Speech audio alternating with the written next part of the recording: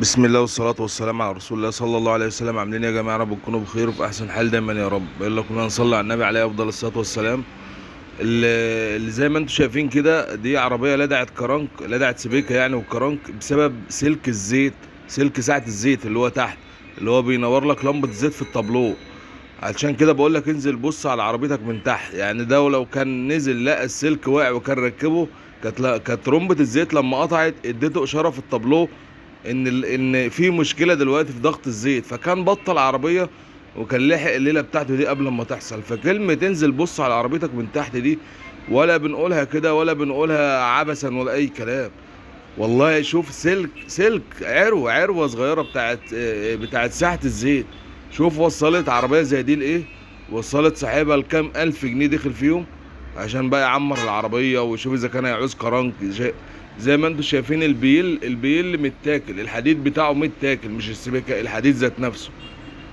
فلما اقول لك انزل بص على عربيتك، ده مش عيب، ولا انا بقول لك وسخ هدومك على الفاضي؟ لا، ده انت نزلت لقيت سلك واقع، لقيت كاوتشه بتجيب ميه، لقيت اول شيفتس بيجيب زيت، على اساس تلحقه بدل ما الفتيس ينحرق. بدل ما مكنه زي دي كانت تعمل، كان سلك ساعه الزيت ركب، كان اداك اشاره في التابلو، كنت بطلت العربيه لما لمبه زيت قادت. انما مفيش لمبه زيت نورت والدنيا ماشيه والراجل فضل ماشي وعجنت تحت. فبالله عليكم بص على عربيتك، بص على عربيتك، مش هتخسر حاجة. لا، بفضل الله هتستفيد وتتفادى الخسارة. ويا رب اكون فيديوهاتي بتفكه، وان شاء الله فيديوهاتي توصل لكل الناس يا رب.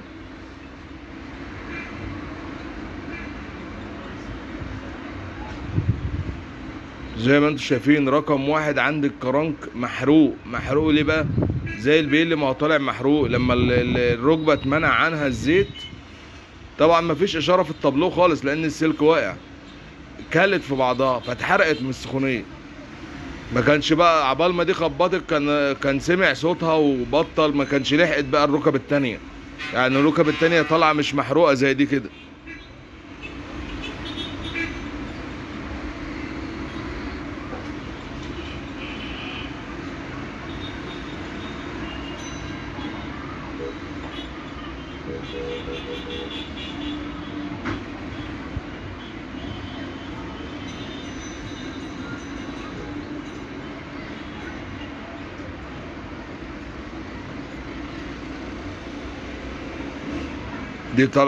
دي طالعة يعني ماسكة نفسها، فيها تآكل بس مش محروقة زي رقم واحد.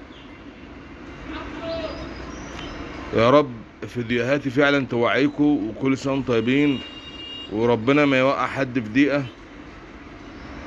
وبالله عليكم اعملوا اشتراك وتفاعل مع الفيديوهات في اي منصة تشوفوه.